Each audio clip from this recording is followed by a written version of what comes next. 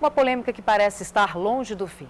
A mulher pode ter o direito de interromper uma gravidez de um feto sem cérebro? Sobre o assunto, a gente vai conversar com Natália Pereira. Bom dia, Natália. Bom dia, Cate. O Supremo Tribunal Federal debate a interrupção da gravidez de anencéfalos, mas o julgamento não tem data definida para terminar. A anencefalia é uma malformação congênita que atinge 1 a cada 700 bebês. A doença impede o desenvolvimento do cérebro e impossibilita qualquer chance de sobrevida ao feto. O problema é irreversível e o diagnóstico é 100% preciso.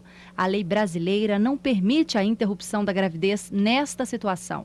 A mãe que não quiser levar a gravidez até o fim terá que recorrer à justiça e a decisão depende de cada juiz.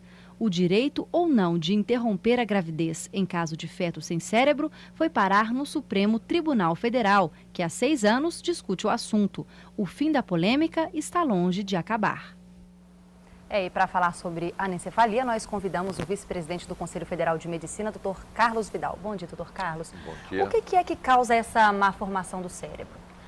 As causas exatas ainda não são determinadas de forma precisa pela ciência.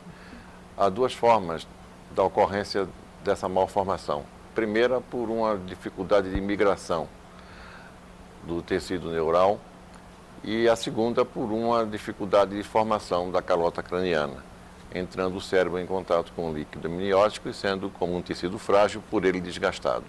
Agora, tem algum resquício de cérebro nessa formação desse feto, não? Na anencefalia não há hemisférios cerebrais, não há cerebelo e apenas um tronco encefálico rudimentar. É possível prevenir a anencefalia? A ultrassonografia, o que não se trata de prevenção, mas sim de diagnóstico, não há como prevenir. O diagnóstico pode ser feito de maneira a se ter suspeição em torno da 8ª semana e 100% de certeza a partir da 12ª semana pelo uso da ultrassonografia. E essa malformação ela é incompatível com a vida. O bebê, ele vive quanto tempo depois que ele nasce? 75% dessas crianças que nascem com vida falecem nas primeiras 24 horas. As restantes podem ter um pouco mais de sobrevida, mas não há sobrevida prolongada.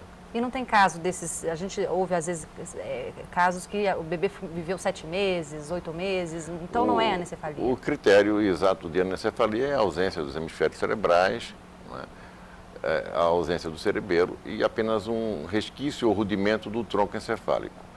Os diagnósticos que não são feitos com precisão, às vezes podem causar equívocos como esses, de crianças que não podem ter diagnóstico exato de anencéfalos e que vão viver mais tempo. Essa gravidez, ela oferece risco para uma mãe?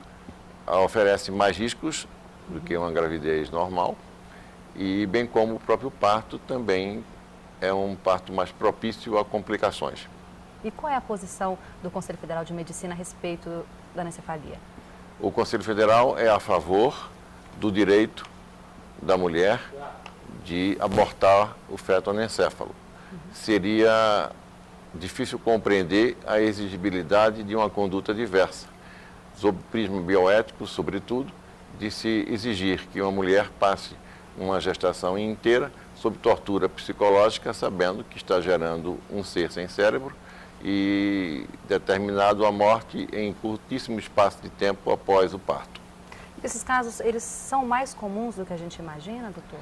A estatística que você apresentou, um caso aqui em 700, em alguns países isso pode flutuar, variar, um caso em 1000, mas apesar de não ser então de grande significado do ponto de vista estatístico, é relevante e tem um significado extremo do ponto de vista ético, moral e humano.